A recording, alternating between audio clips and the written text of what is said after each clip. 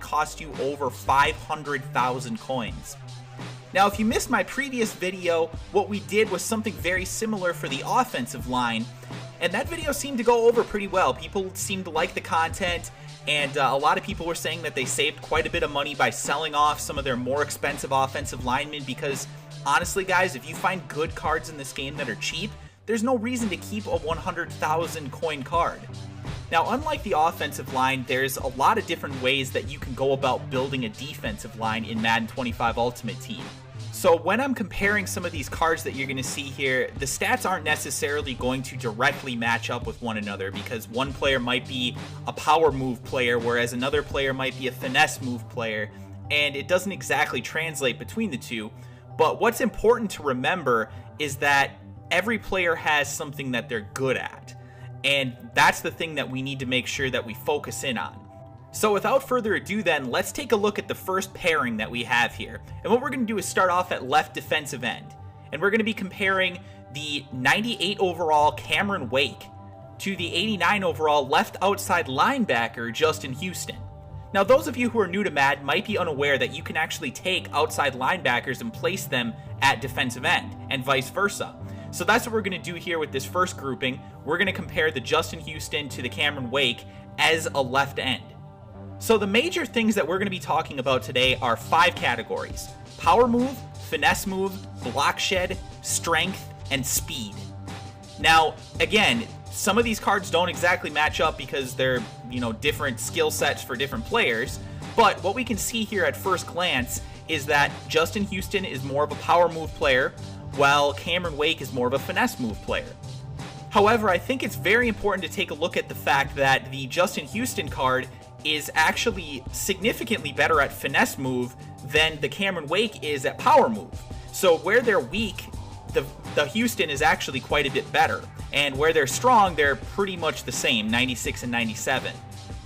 They're also pretty much the same at strength, which is an important statistic when you're taking into consideration the pass rush.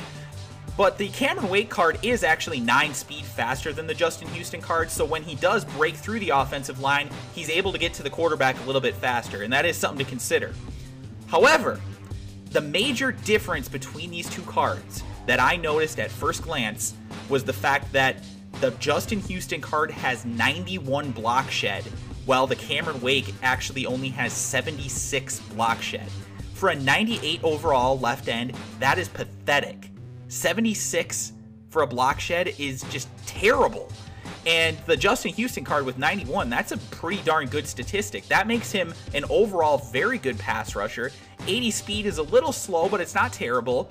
And the reality is that Justin Houston is actually going to be a better pass rusher than Cameron Wake. Shockingly enough, right? And the Justin Houston card is actually almost 1/10 the price of the Cameron Wake. So definitely better value here. Again, there are other statistics that go into all this that make the Cameron Wake card probably better. But when we're talking about the outside pass rush positions, we don't necessarily need to worry about the tackling and that kind of thing. Most of these players are going to have good enough tackling that it's not going to really make much of a difference. So for our purpose, we're talking about mostly pass rush with left ends, and that's where Justin Houston shines, where the Cameron Wake actually kind of lags behind a little bit.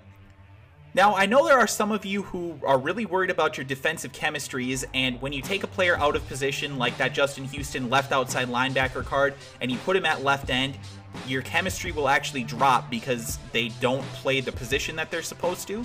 So if that's you, I actually did include another option here with Corey Legit, and he actually has a lot of the same type of stats that the Justin Houston card had. He's not quite as fast, he's too slower, but he does actually have a little bit better block shed and a little bit better strength. So that can definitely come into play. He's going to be a pretty good defensive end. He's going to give you the chemistry boost that you need. But, overall, I would probably recommend the Justin Houston card just because it's got a little bit better power move.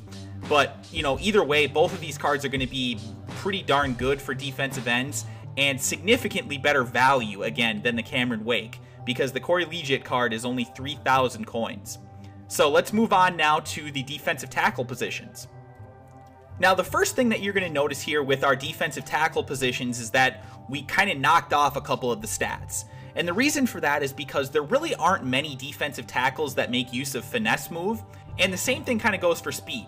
Most of these guys are going to have relatively similar stats in those areas, and it's not really that important, because what really is important is their power move, their block shed, and their strength.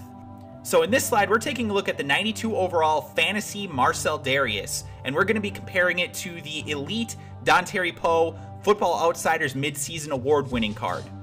Now, first thing that you're going to notice here is that these cards are very, very close to one another. There's actually only one difference in each of the three major stats that we talked about. And while the Marcell Dareus does fall a little bit behind, it's one behind in power move and one behind in strength. It is one ahead in block shed. But the thing that I want to point out is the fact that these cards are almost identical in the major stats that we need to look at when we're talking about defensive tackles. But the fact that the Marcell Dareus card is 80,000 coins cheaper is unreal. I have no idea what it is about this Dontari Poe card that makes it so expensive, but it's got to be one of the most overpriced cards in this entire game. It is not worth 85,000 coins by any stretch of the imagination, and the Marcell Dareus card is worth well over 5,000 coins that it goes for. So in this case, take advantage of the cheaper card if you can have the opportunity to do so. Get rid of your Dontari Poe if you have one, and just save the coins. Put it towards something else. Get yourself a really good corner. Do something with those coins. Don't spend them on this Dontari Poe card that's not any better than the Marcell Dareus. Moving on now to our other defensive tackle position, and this is another one where there is an insane price difference between these cards. Now, while the Marcell Dareus card was closer to the Dontari Poe card than the Terrence Knighton card that we're taking a look at in this slide is to the Mean Joe Green, they're still fairly comparable in most of these categories. The Terrence Knighton card is only one worse in power move, and while it's 6 worse in block shed, it's still pretty good at a 92 block shed. And then when it comes to strength, they're identical at 94. So when you're looking at the price between these two, you'd expect them to be quite a bit closer than they are. Instead, because Mean Joe Green is a legendary card, and well, I guess technically it's a playoff card, but it's a legend of the game, I should say. Terrence Knighton is 320,000 coins cheaper. It's unbelievable the way that some of these cards are priced in this game. And the Terrence Knighton card, I'm telling you right now, it will give you some serious pass rush, and it will also just dominate against the run. It is well worth the 5,500 coins that it's going to cost you. Moving on to our right end position now, we're going to be comparing the right outside linebacker Robert Mathis card that a lot of people use as their defensive end to another card that you could easily put at right end, Brian Orakpo 93 Elite. Now, first thing that you're going to notice between these two cards, again, is that the Orakpo is better at power move, while the Mathis is better at the finesse move. And the finesse move, it's not even close. I'm not going to try and tell you guys that it is. The Orakpo card is 19 worse at finesse move, whereas the Orakpo card is only 9 better at power move than the Robert Mathis. But where the Orakpo card shines is the fact that it has 7 better for block shed and 9 better for strength. And those two things will definitely help you with the power move to give you a really good pass rusher. And while he's 3 slower at 86 speed versus Mathis's 89 speed, he's still fast enough to get after the quarterback on almost every single play. Very good value here for 6,500 coins, whereas you would be spending 60,000 on the Robert Mathis. Now, those of you who are worried about your defensive chemistries, I did also include this Adrian Claiborne card, which has a lot of the same type of skill sets as the Brian Orakpo did. It does have the same type of thing in terms of power move being better, its block shed is better, its strength is better than the Mathis card, but in this case, it's even worse at finesse move. So you're going to see him pretty much exclusively working with the power move on your defensive line. And again, as you could probably imagine, with his finesse move being only a 70, his speed also lags behind quite a bit at only a 76. So he is fairly slow. He's not going to be as good of a pass rusher as the Orakpo, but still a pretty darn good card. Definitely, again, worth the 6,000 coins if you're trying to save a little bit of money here and eventually work yourself up to a Robert Mathis. This is the kind of card that you could put onto your team and still get some solid production from. So guys, that's going to do it for today's video on how to build a dominant defensive line for under 20,000 coins. Thank you guys so much for watching. I really do appreciate all the support that you guys have given to me. I did actually surpass 1,000 subscribers today on YouTube, and obviously I couldn't have done that without all of you. So thank you guys so much for all your support.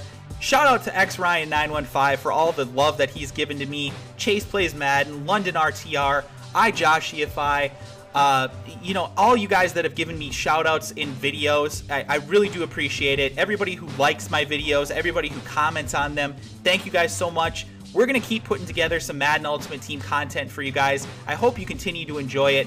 If you did like today's video, please press the like button below, leave a comment, let me know if it worked for you.